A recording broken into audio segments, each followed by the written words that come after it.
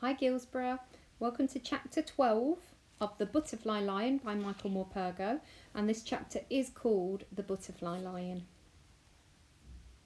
We never had children of our own, just the White Prince, and I can tell you he was enough of a family for anyone. He roamed free in the park, just as we had planned he would, and chased the deer and the rabbits whenever he felt like it, but he never did learn how to kill for himself. You can't teach old lions new tricks. He lived well, on venison mostly, and slept on the sofa on the landing. I wouldn't have him inside our bedroom no matter how often Bertie asked. You have to draw a line somewhere. Bertie's leg never recovered completely. When it was bad, he often needed a stick, or me, or the lion to lean on. It pained him a lot, particularly when the weather was cold and damp, and he never slept well. On Sundays, the three of us would wander the park together and would sit on the top of Wood Hill with his arm around his old friend's neck, and I would fly kites. As you know, I've always loved kites, and so, it turned out, did the lion, who pounced on several of them as they landed, savaged them and ripped them to pieces.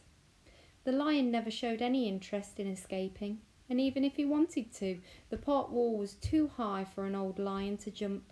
Whenever Bertie went, he wanted to go, and if ever Bertie went out in the car, then he'd sit by me near the stove in the kitchen and watch me with those great amber eyes, listening all the while for the sound of Bertie's car coming up the gravel to the front door of the house. The old lion lived on to a ripe old age, but he became stiff in his legs and could see very little towards the end.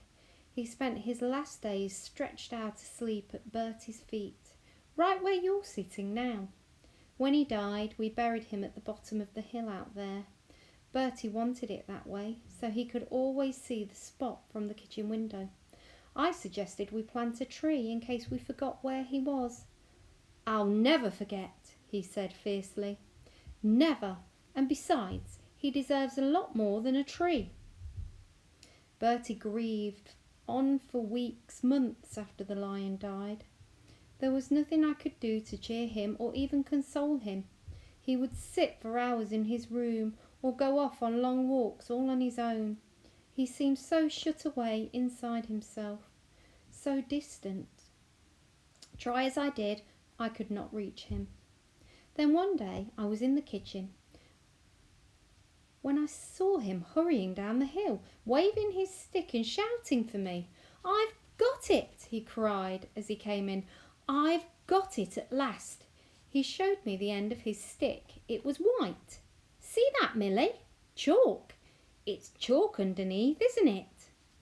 So I said, "Yes." "You know the famous white horse on the hillside of Uffington, the one they carved out of the chalk 1,000 years ago? That horse never died, did it?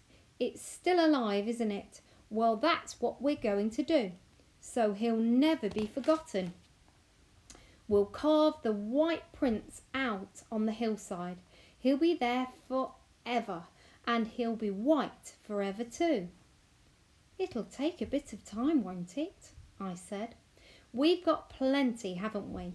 he replied, with the same smile he had smiled at me when he was a 10-year-old boy, asking me if he could come back and mend my kite. It took the next 20 years to do it. Every spare hour we had, we were up there scraping away with spades and trowels, and we had buckets and wheelbarrows to carry away the turf and the earth. It was hard, back-breaking work, but it was a labour of love. We did it, Bertie and I, we did it together. Paws, claws, tail, mane, until he was whole and perfect in every detail. It was just after we'd finished that the butterflies first came. We noticed that when the sun comes out after the rain in the summer, the butterflies, Adonis blues they are, I looked them up, came out to drink on the chalk face. Then the White Prince became a butterfly lion and breathes again like a living creature. So now you know how Bertie's white lion became the White Prince and how the White Prince became our butterfly lion. Okay, Gilsborough, it's our last 2 chapters tomorrow, and then we finish the book The Butterfly Lion by Michael Morpurgo. The next chapter we're going to read is called And the Lion Shall Lie Down with the Lamb. Okay, take care. Bye.